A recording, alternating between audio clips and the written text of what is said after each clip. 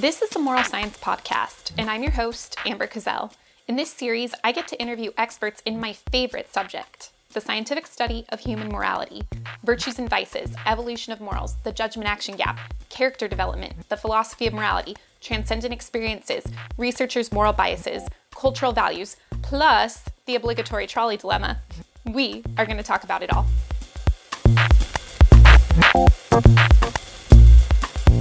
Dr. Sharad Goel is a professor of management science and engineering, as well as a professor of computer science and law at Stanford University. He is the founder and executive director of the Stanford Computational Policy Lab, where he uses advanced data science techniques to examine the effects of social and political policies and how those policies might be improved upon.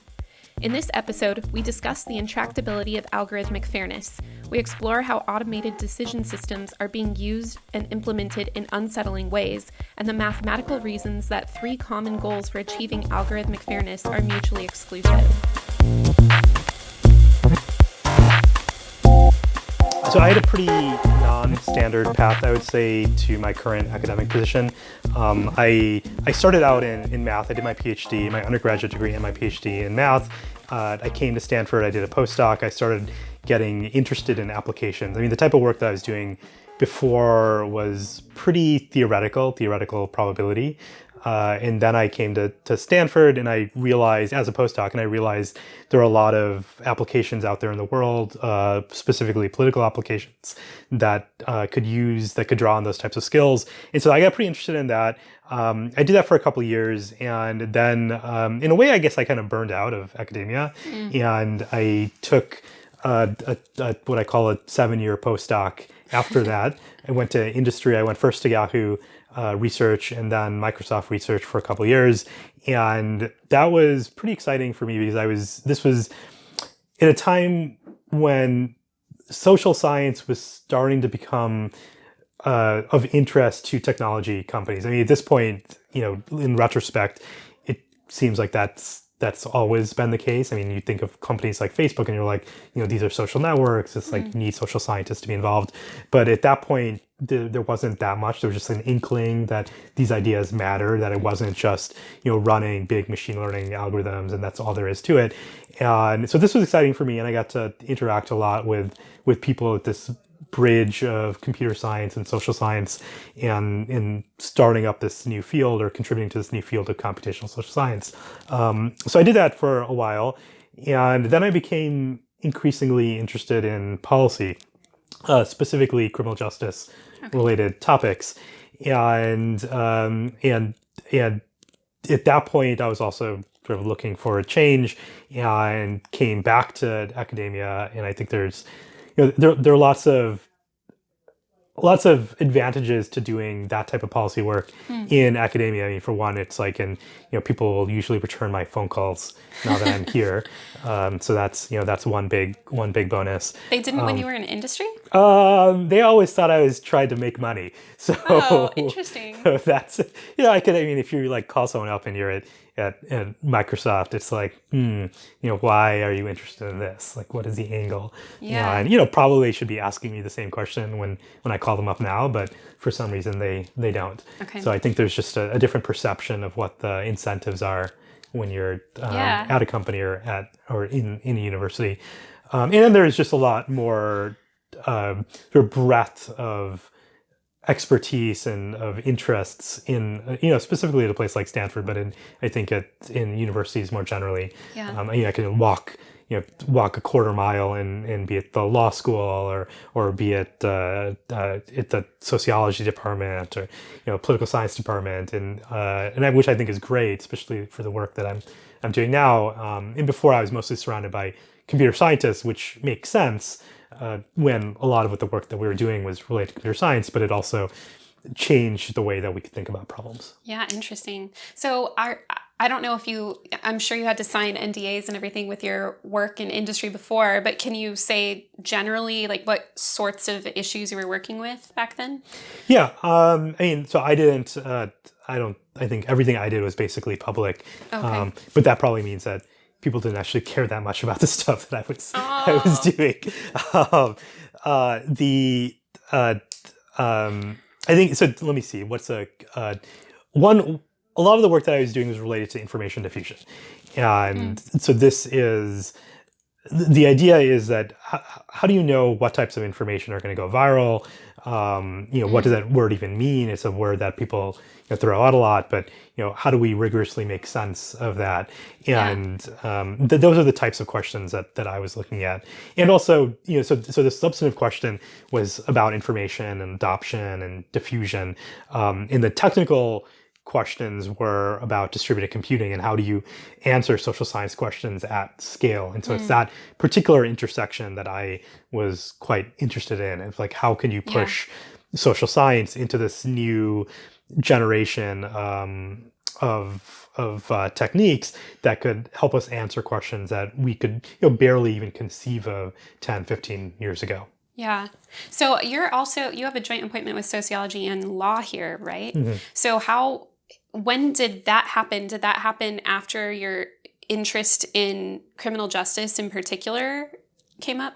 Yeah, so sociology I've always been interested in, at least as a spectator.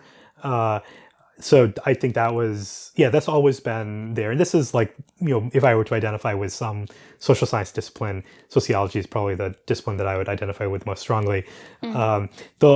The law connection came much more recently, and that was really connected to some work that we started doing in criminal justice, maybe, I don't know, 6-7 years ago. And then just realizing that this was still, my interest was really in inequality, and that's where the sociology connection comes in.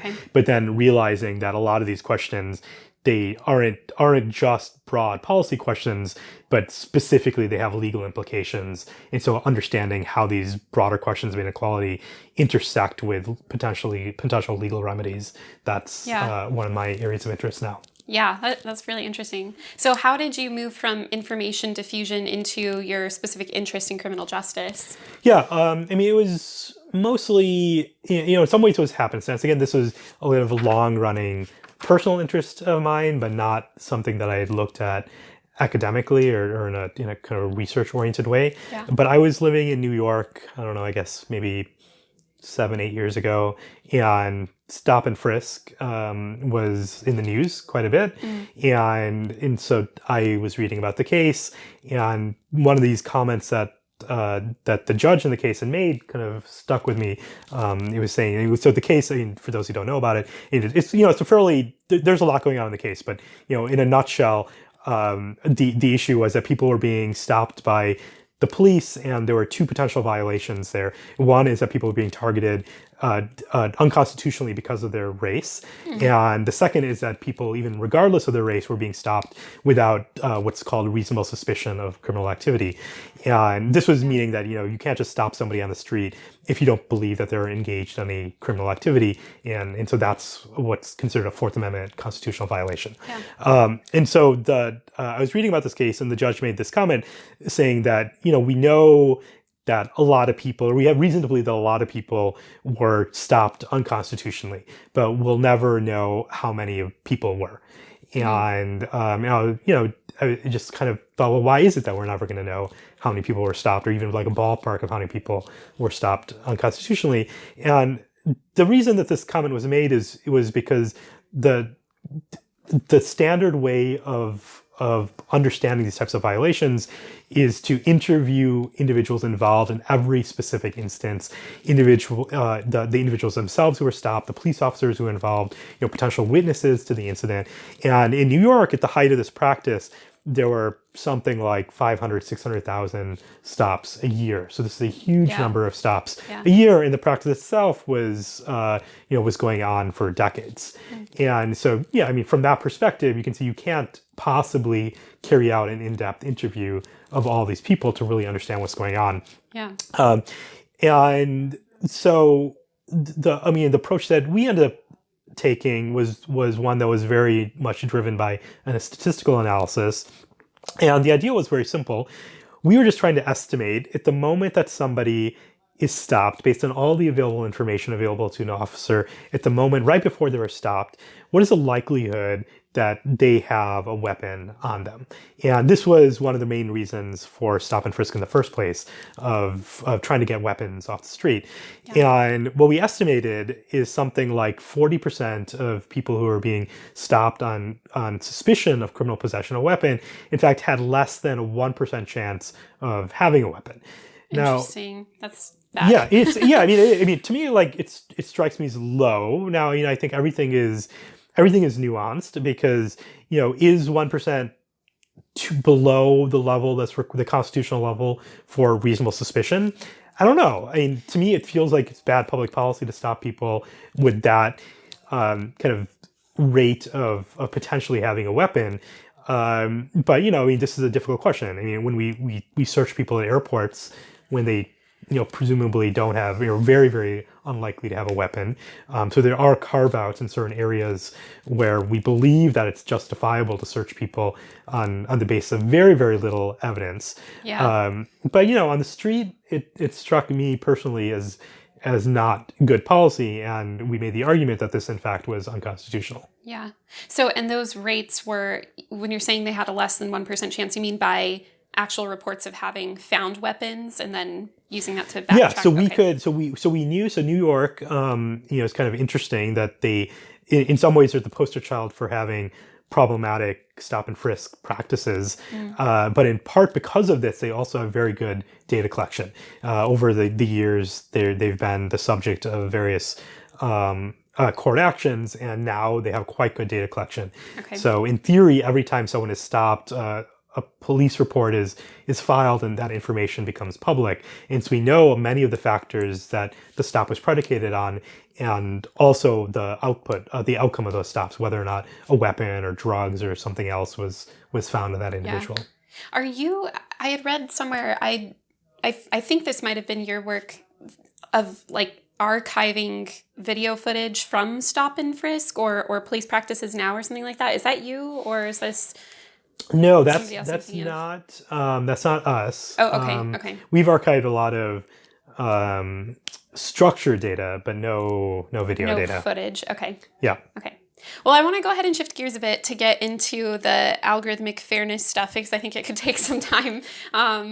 Really interesting. So for listeners who aren't familiar with algorithmic fairness in general, could you give me an overview of what that even means? Yeah, I mean, I don't think there is a simple answer to this. It's a word that's thrown out: fair machine learning, algorithmic fairness. These are phrases that are thrown out, I think, very broadly to capture the idea that decisions are often guided by algorithms. These are high stakes decisions in medicine, in criminal justice, and employment. And there's a sense that these are not fair or not equitable. What does that mean exactly? I think that's a complicated question, but it's the understanding that just because something is automated, and perhaps because it is automated, it could create inequities. So I think that's at least the spirit of what this new subfield is trying to address. Okay. And so what I want to talk about sort of the three definitions of fairness that was in that paper that I had mentioned I'd been reading. So could you tell me about kind of what the debates are in the field as far as what definitions of fairness should be reigning in this area? Yeah, I mean, so first, I mean, just to make the field a little bit narrower, I mean, at least what computer scientists have exerted some influence on this field recently, and the dominant view in computer science is that fairness, even if all the aspects can't be captured formally, that there is value in creating mathematical definitions of fairness. And that, the reason I'm kind of pointing that out as in the way that I did is I actually think that's problematic, but maybe I won't get into that right now, but at least kind of playing by the rules of that particular game, there's this interest in creating these mathematical definitions of fairness. Now, three classes of mathematical definitions of fairness have become particularly prominent these days. And I can go through each of these one by one if that's useful. Yes, that is. And, again, I want to give the caveat that this gets pretty hairy, but we can I can at least try to talk a little bit about it. Yeah, let's talk a little bit about it. And then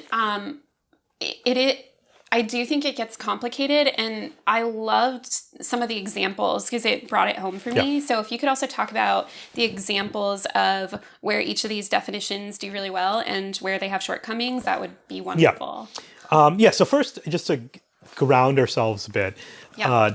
one specific context in which algorithms are used is in the criminal justice system in the so-called pretrial decision. So in the US, after someone's arrested, usually within 24 or 48 hours after someone is arrested, a judge has to make a high-stakes decision about whether or not to release that individual on their own recognizance or to require them to post bail or otherwise to detain them. And traditionally, this is made based on intuition, and that has all sorts of issues. I mean, it's not obviously problematic, but there are all sorts of potential issues with that procedure. Possibility for implicit bias to creep in, just kind of inconsistencies across individuals.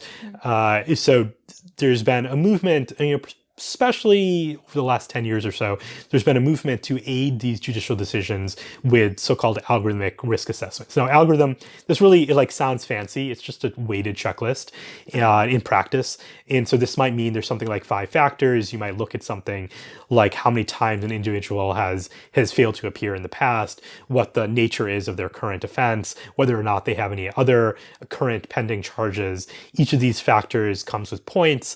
All these points are added up, and then that gets transformed into a risk score, and then judges see that risk score and then make some determination. Okay, so that's the kind of simple setup. And versions of that show up in all sorts of disciplines, in medicine, in employment, but these are just very basic so-called risk assessments. So for making these decisions, what % of the time is an algorithm or a weighted checklist being used for that, would you say? Yeah, I mean, it's a good question. I don't know the answer to this. It's becoming increasingly popular. It's likely that California will require that the entire state uses risk assessment tools within the next couple of years. And so it's already used in the federal government. What is sort of the thinking behind that? Is the government assuming that these weighted checklists are going to be better than Yeah, exactly. I mean, I think the idea is precisely that these types of risk assessment tools are better, more consistent, more accurate than unaided human judges. And again, I want to highlight here that it's not that these algorithms are replacing human judgment, they're guiding human judgment. And so it's supposed to be a tool, not a replacement for human discretion. And it seemed is the government wanting this to be the case, would you say, for economic reasons or just for PR reasons? Yeah, I mean, I guess, again, it's, probably depends on who you ask. I would say that at least a publicly stated reason for this, and, one that I generally believe, is it's primarily for equity and consistency. So there is a real worry that there is a lot of capriciousness in the criminal justice system, and I don't think any of us want that. But consistency in and of itself is not the end goal. I mean, I could just lock up everybody that's perfectly consistent. That's not, I think, an end goal here. But there is this idea of consistency and then equity of saying that if we are going to detain individuals, ostensibly we should only detain the people who are at highest risk. And again, I'm phrasing this as if we should detain anyone, because again, I think that's a big open question here that we're not addressing right now. And I'm just using this example as one in which an algorithm is used. I think there is this more existential question of should we be detaining anybody pre-trial? And personally, I think that in the vast majority of cases we should not be. But conditional on detaining people, then the question is, how should we do that? Should we use an unaided human decision maker, or should we use a risk assessment tool to guide those decisions? Okay, great. Okay, so with that as the background, so then what are some of the arguments for how to implement these weighted checklists? So one way to evaluate the fairness of these is by examining error rates across groups. And so this is a particularly popular definition. It might be the most popular definition right now in computer science circles of saying that, let me give you some actual numbers here. So in Broward County, Florida, a particular algorithm was being used there. This is called the Compass risk assessment algorithm, and what a previous investigation found that the error rate for Black defendants was about twice as high as the error rate for white defendants in this algorithm. So let me say this one more time. So among Black defendants who ultimately did not go on to reoffend, about 30% were deemed high risk by the algorithm. Yeah. And among white defendants who did not go on to reoffend, about 15% were deemed high risk by the algorithm. And so this is what's called a false positive rate. So they ultimately were not, they did not do this behavior that they were predicted to do. And the algorithm flagged them as being high risk of doing that. And this false positive rate was about twice as high for Black defendants as white defendants. Yeah. Which seems very uncomfortable to just it seems uncomfortable, and it feels like something has gone terribly wrong when you see those types of statistics. Yeah. So a lot of people, I mean, my understanding is that a lot of people think, okay, this is something that needs to be rectified. We need to make sure the error rates are equal across certain groups. Yeah. So this is the feeling, and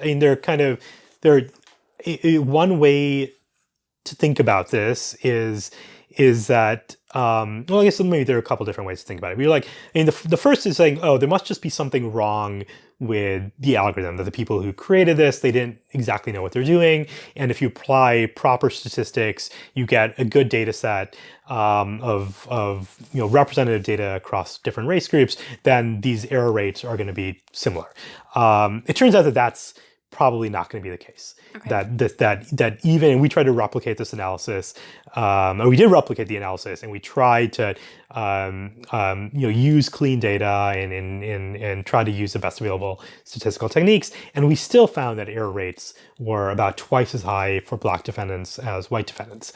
So then the second way that you can look at this issue is that, in fact, it's not a problem with, the issue isn't that people aren't applying kind of the best standard statistical techniques, is that you need to do something new to force your error rates to be the same across race groups. And here you can just constrain a standard machine learning algorithm to say, make sure my error rates are comparable across white and Black defendants. Okay. Yeah. So what is the problem with taking that approach? So this is where the debate starts. So many people do not think that is a problematic approach to take. And again, I think it's probably safe to say that that's the dominant view in computer science right now, that this is a fine design principle to take, that there's social value, normative value in equal error rates in and of themselves. And so a policymaker, a social planner should just build that into any algorithm that they create. Now, what my view on this is that it actually is quite problematic to constrain an algorithm to have that. And it's for a subtle statistical reason. So this is where it gets a little bit hairy.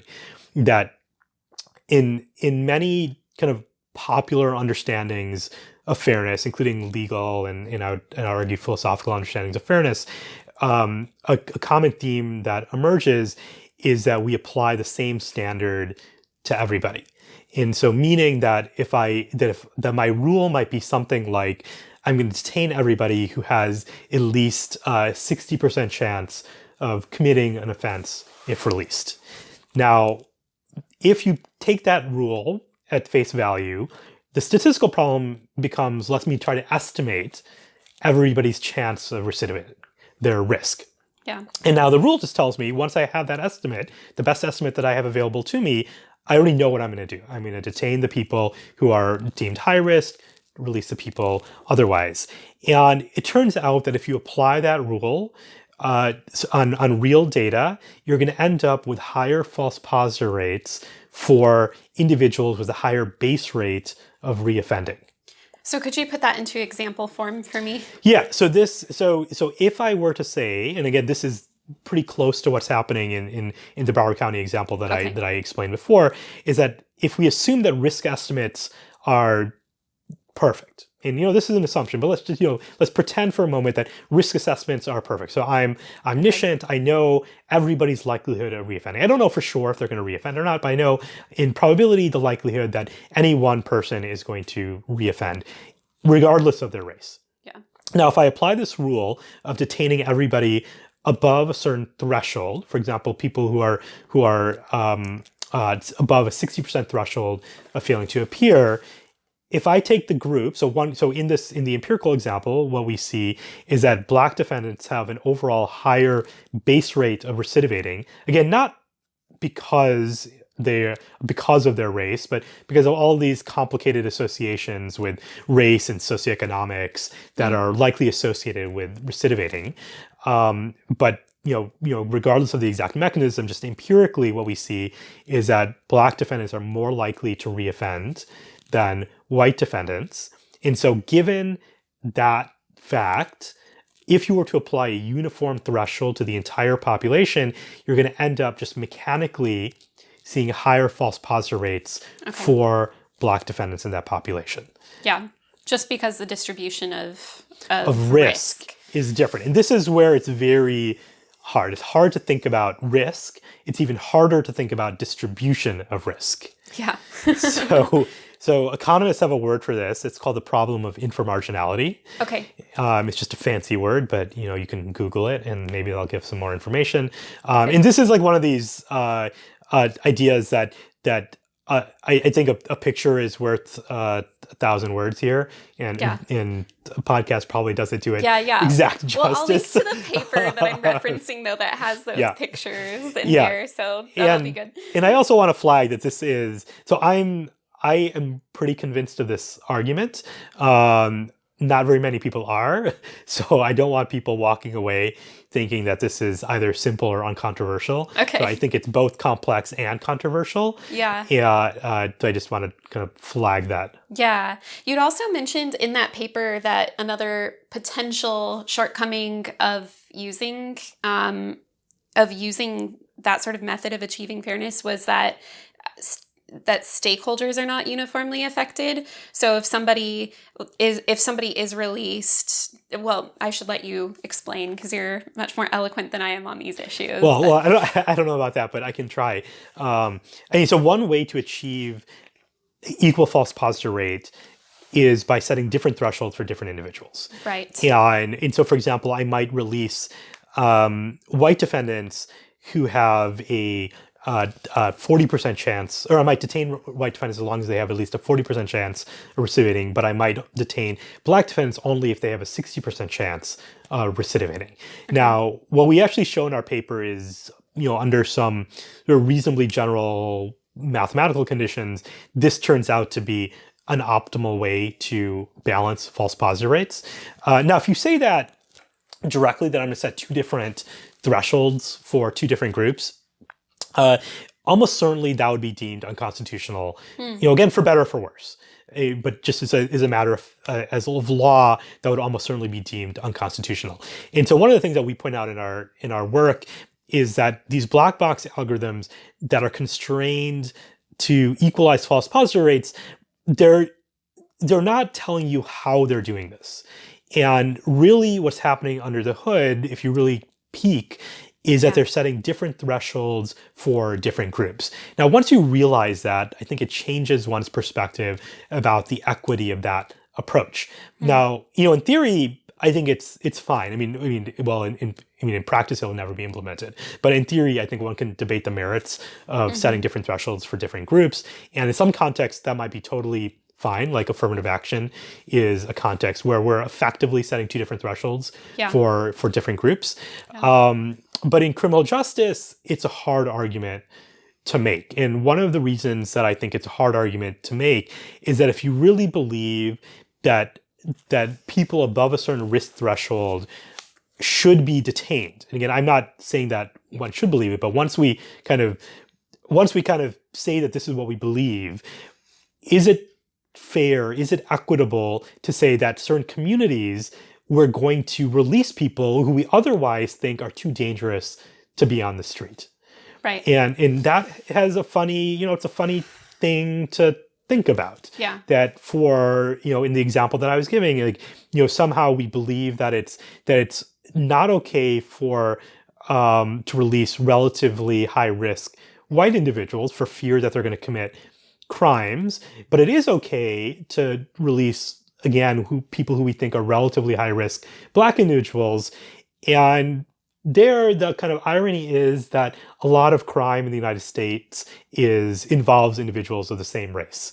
And so by releasing individuals who might be, relatively high risk of one race group, you might actually create problems in that same community. Yeah, interesting. So it's tricky. And again, I think this all comes with the big caveat that maybe the best public policy is not to detain anybody. Yeah. And I think that's where a lot of people's intuition is coming from, where it's like, well, we shouldn't have any pretrial detention, or we should have very, very limited pretrial detention. And so it's better for the world, if we're going to detain some people, maybe it's better for the world to at least has set a higher threshold for Black defendants, because they shouldn't have been detained in the first place. And it's too bad we still have to detain the white defendants, but if we can at least move the needle a little bit in the direction that is better for society, maybe that's okay. Yeah. To me, that feels too narrow. Yeah. That at least if that's the argument that people want to make, I would like it to be made very explicitly, which I have not heard made explicitly. But even better to me is just saying that this is not an equitable practice, and it's not that we should have different thresholds for different groups. It's that we just shouldn't be detaining individuals. Yeah, yeah. So what about? It sounds like anti-classification, or this idea of just ignoring protected group categories, is a technique for trying to achieve fairness that people have largely moved on from. Yeah. So this again, just to throw out some jargon here, this idea of fairness that we were just talking about, equalizing error rates, is sometimes called classification parity. Okay. And then this other kind of old notion of fairness is what we call anti-classification. And this ties into this legal notion of what's also called anti-classification, that we don't base decisions, or we heavily scrutinize decisions that explicitly take into account protected characteristics like race and gender. And so the idea with anti-classification, the second idea of fairness, is that we shouldn't base decisions directly on these protected characteristics like race and gender. So here, it's an interesting idea. In the abstract, it feels really good. It's like, if you were to ask somebody, is my algorithm fair? It's, one common response is, well, yeah, because it doesn't use race, it doesn't use gender. And in fact, in these pretrial settings and in many settings, race in particular is not used for almost all the algorithms that I know of, in part because there's this big stigma to basing decisions even in part on race. Although I want to, again, highlight the fact that in affirmative action, we do this. Yeah. And so it's just in some circumstances, we have this stigma, but in not in all circumstances. Okay, so is this good? Is this bad? Like everything in this field is complicated. So let me give you another example. So back to Broward County. It turns out, so this is real stats that I'm telling you about. So in Broward County, after adjusting for the usual traits that one might want to adjust for, like age and someone's past criminal history, it turns out that women are less likely to recidivate than men with that same profile. Okay. Why is that? I don't know. I can think of all sorts of reasons, but it's just a fact that is out there in Broward County. It's a fact that is pretty, that repeats itself in many jurisdictions across the country. So it's just a common pattern that we see. Now, if one were to have a gender blind risk tool, what is going to happen? What's going to happen is that we're going to overestimate the risk of women, and we're going to underestimate the risk of men. Right. That's because we're lumping everybody together. We're not accounting for the fact that, in fact, risk differs across gender groups. We're just lumping everybody together. And it's not only that we misestimate risk. If we take these risk scores seriously, that means we're going to end up detaining women in particular, who we know statistically are in fact relatively low risk. And so not including gender can have this kind of profound inequity in detaining women who are known to be low risk. Yeah. So what is the legality of including like gender in these sorts of things? Yeah, so it's a good question. I think it hasn't been fully resolved yet. There are a couple cases. Maybe the best known case here is it's called State of Wisconsin versus Loomis. It went all the way up to the state Supreme Court in Wisconsin, and it was slightly different context. This was in sentencing, not in pretrial, but the idea is quite similar. And there, the Loomis, a man, was charging that he should not have received this high risk score because of his gender, in part because of his gender. In Wisconsin, for sentencing, gender is one of the factors that's used in assessing risk. It's saying that's not fair. It's like, why should I get an extra 2 points just because I'm a man? Yeah. And so he claimed what's called a due process violation. And the court, while sympathetic, I would say, ultimately concluded that this was a fair thing to do, to include gender, because not doing so would subject women to this harsher standard. And that is not, I think, a position that many jurisdictions have taken, and there's relatively little court action on this yet. And my guess is this is going to go all the way up to the U.S. Supreme Court in the next few years, and so we'll see what's going on. But it's it's complicated. Again, it's like purely as a statistical, even if say public policy matter, I think there's a strong argument to include something like gender in these risk scores. But at the same time, a perception of legitimacy is important. This is how a lot of the criminal justice system runs. And if we dramatically reduce that perception of legitimacy by including gender in a risk score, I think that's a consideration that one has to make. Yeah. Okay. And so what other techniques are being used or argued for as a better technique for achieving fairness? Yeah, so the two big techniques for achieving fairness are the two that we talked about. Okay. One is excluding in some form or another these protected characteristics like race and gender, or potentially proxies of those characteristics. This is complicated because in some cases you might want to include them. Excluding them could create these unforeseen consequences. Yeah. And then the second one is equalizing error rates. As a design principle of forcing the algorithm to have equal performance across groups. Okay. Now, a third way of thinking about fairness is not so much a design principle, but one of evaluating algorithms. And so here the idea is that individuals with similar risk scores should reoffend at similar rates. Yeah. And so risk scores should mean the same thing across all individuals. So if I say that somebody has a 60% chance of recidivating, I shouldn't have to ask the follow-up question of, is this 60% for a white defendant or is this 60% for a black defendant? Right. When you tell me it's 60%, I should be able to interpret that as 60%. Yeah, that seems like what we're trying to get at anyway. So yeah. So that's the idea. Now it turns out that idea is incompatible with equalizing error rates, and also with the idea in many cases of equalizing or of excluding protected characteristics from risk scores themselves.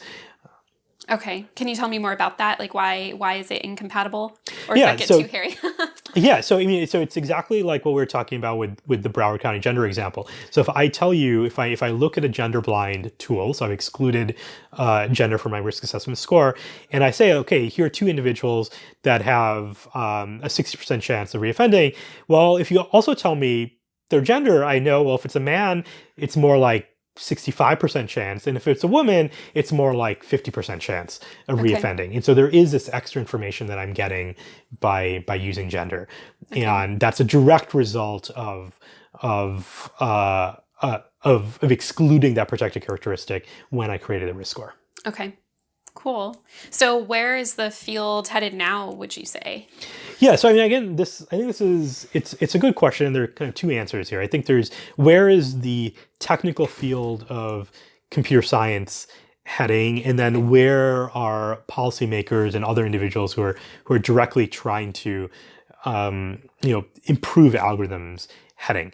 Now on the computer science side, I think there still is a lot of interest in formalizing mathematical definitions of fairness and applying these things as design principles to create new algorithms. I think that's, I think there's a value to thinking hard and using math as a language to formalize some of these ideas. But I also worry that this misses the forest for the trees, that it's very narrowly focused on the things that as a community, we as computer scientists are pretty good at, writing down an objective function and then optimizing that objective function. I think that's what a lot of machine learning is about. That's what a lot of statistics is about.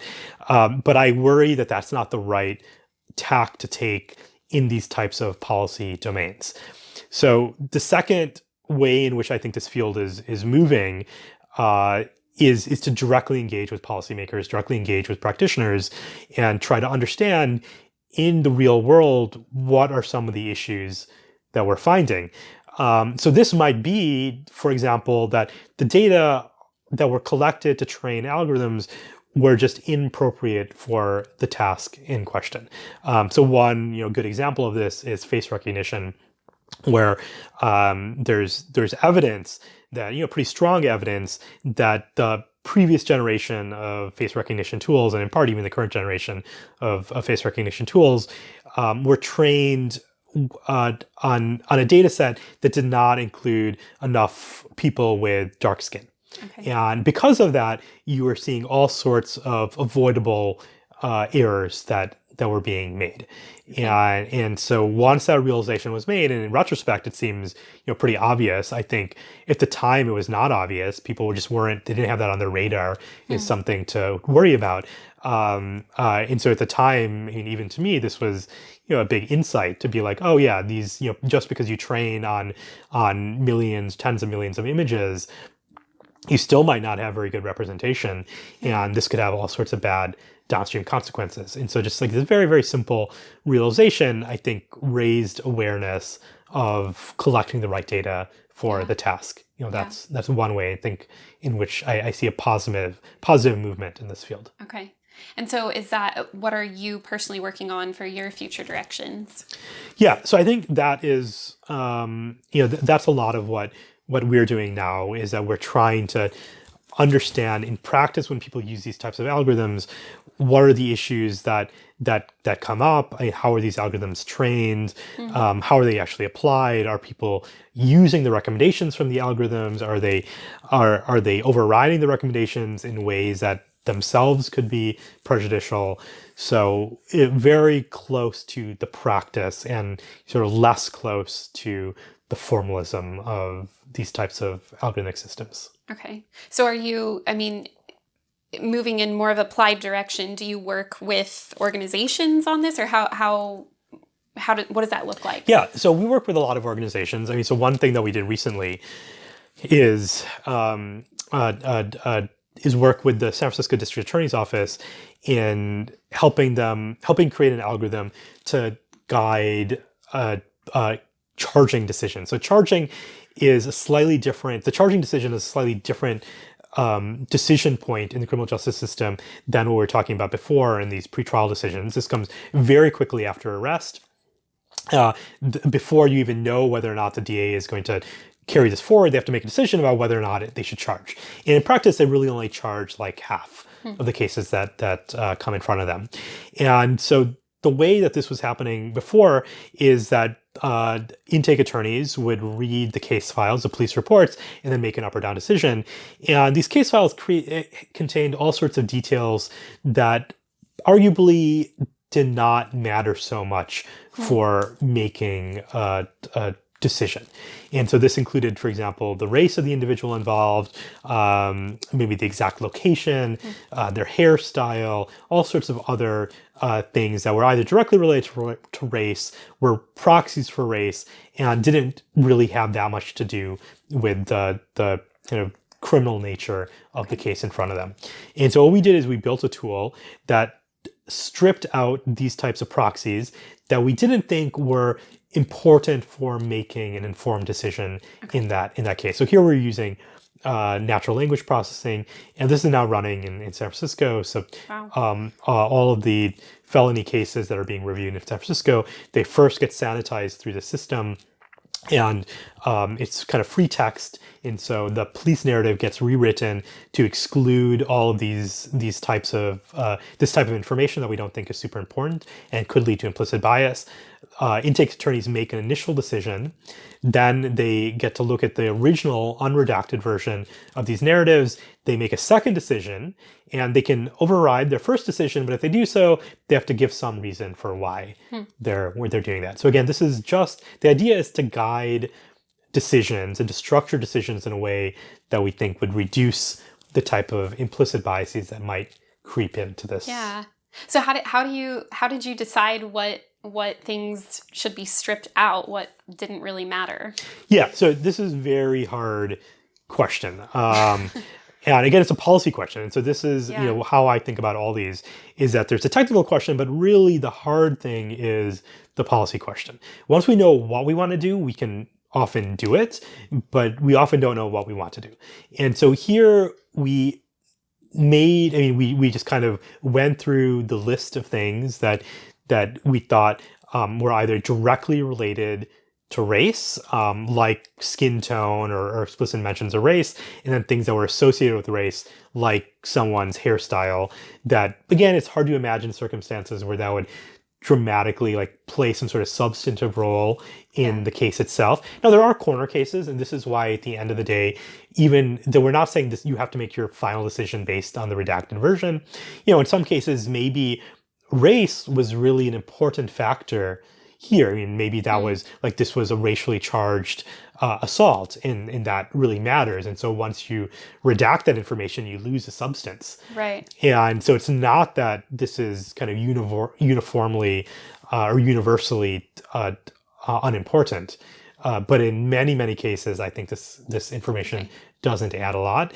And so this is why we have this phased approach of looking at the redacted information and making an initial decision, which we think works much of the time, and then looking at the unredacted version to figure out what is.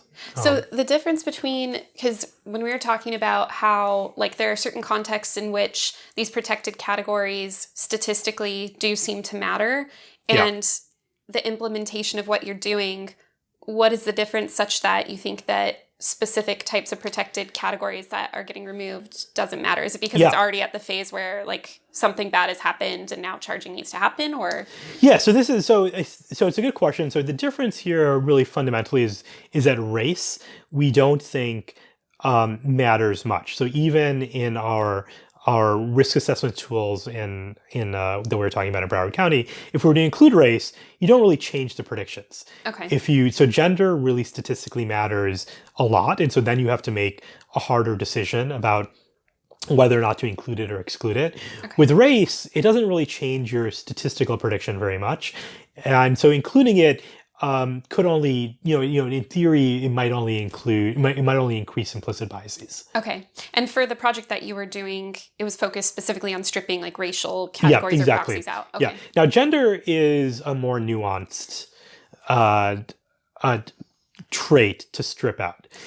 And and so this is tricky because, again, it doesn't matter if you're trying to determine whether or not to charge an assault. Does gender of the alleged perpetrator matter? And I think it can. And so, for example, if there is a situation, so often one mitigating circumstance for violence is a kind of fear. And so if somebody was allegedly committed an assault, but also we know something about their gender. We know that this person was a woman. We know that she may have been protecting herself or acting in a way that could be interpreted as protecting herself against a male attacker.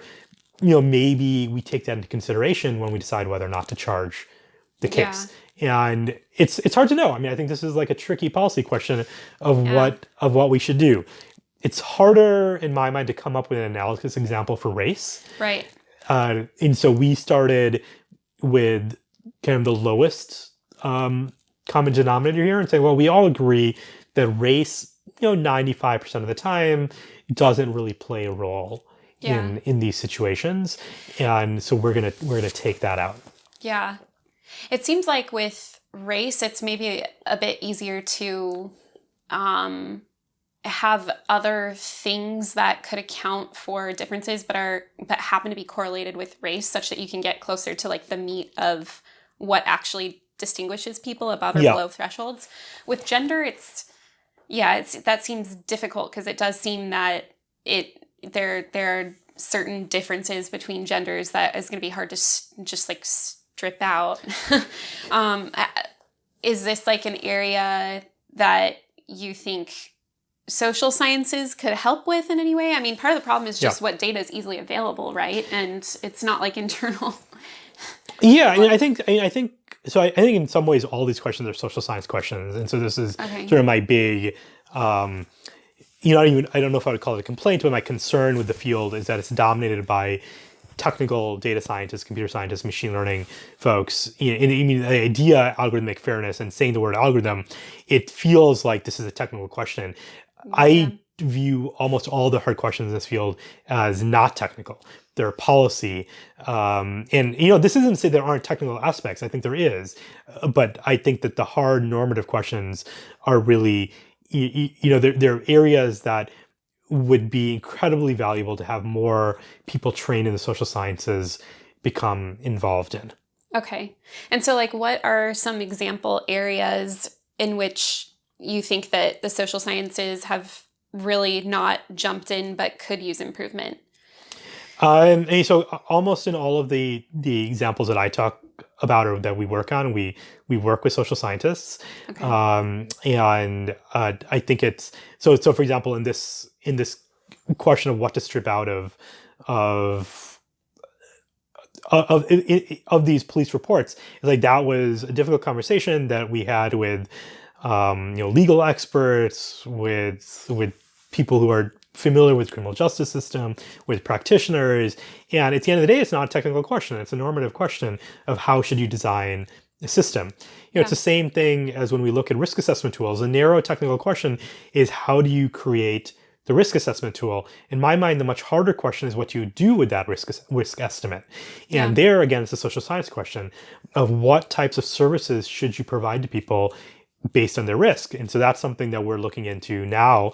And, one of the social science questions is if I see somebody who's at high risk of failing to appear, why is it that they're high risk of failing to appear? So it's not simply they're high risk, you can't do anything about it, so let's lock them up. It's they're high risk, let's understand why that is, and now what can we do to lower their risk and help support them.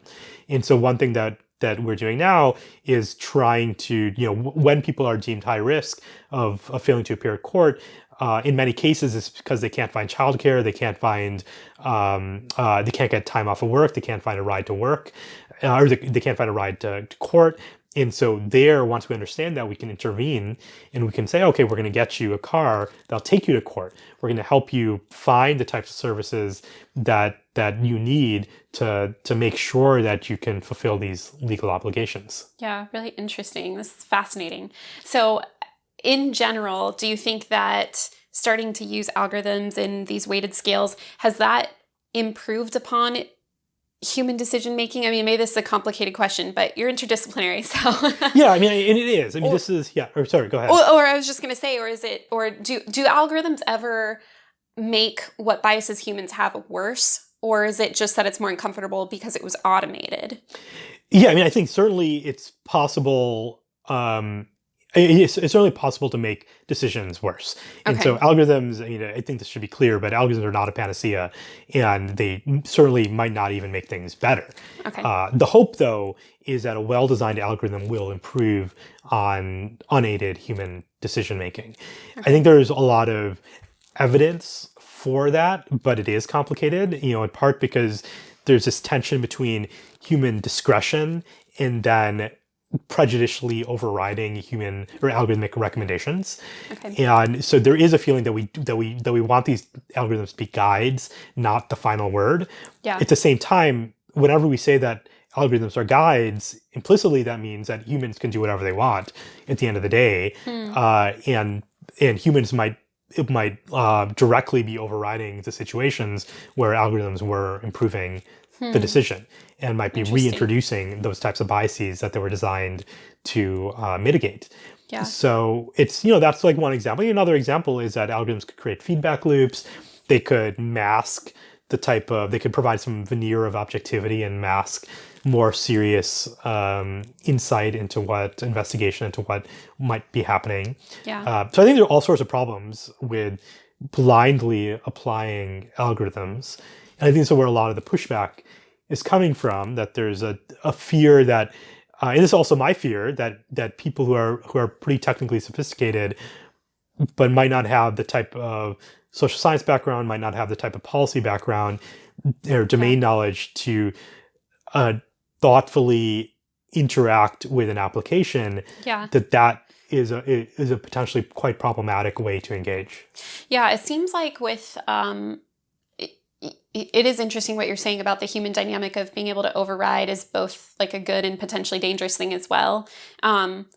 I'm wondering what some of your thoughts are with these like big tech companies like Google and Facebook that have algorithms running all the time, that usually there's not like a person who's sitting around saying, oh yes, I'm going to give this search result right now and things. So when it's completely automated, like how much is being done to try to understand the scope of the problem inside these big corporations? Yeah. So, I think this is definitely of interest, in the last few years. Probably should have been of interest in the last 20 years. But, we are where we are. So I think people know that this is something to worry about. But I think it's not so much in those cases like deciding how to place ads. I don't think the fundamental question is algorithmic. I think it's policy. So how are you going to design a system? Like, what types of properties do you want to have of your ad serving platform when you're rolling this out to a couple billion people? That's there are like serious technical questions underneath that, but really the first order question is, what do you want? So do you ever consult with policymakers on some of these issues? Yeah, so we we work pretty regularly with policymakers on understanding these things. But is that all with recidivism or other things as well, or?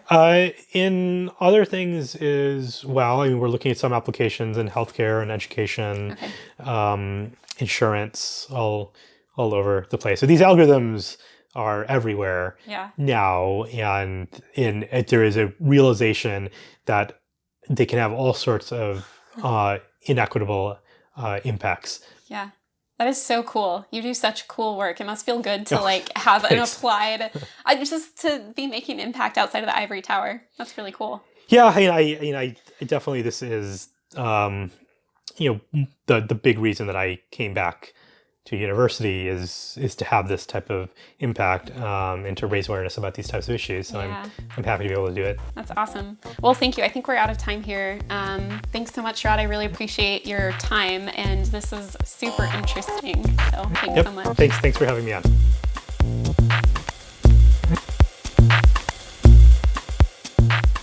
Thanks for listening. If you have questions, comments, suggestions, or requests, contact me at www.moralsciencepodcast.com. The Moral Science Podcast is sponsored by ERA Inc., a research and design think tank that's reinventing how people interact with each other. Music throughout the program is My Kruby by Kindswider and can be found at freemusicarchive.org.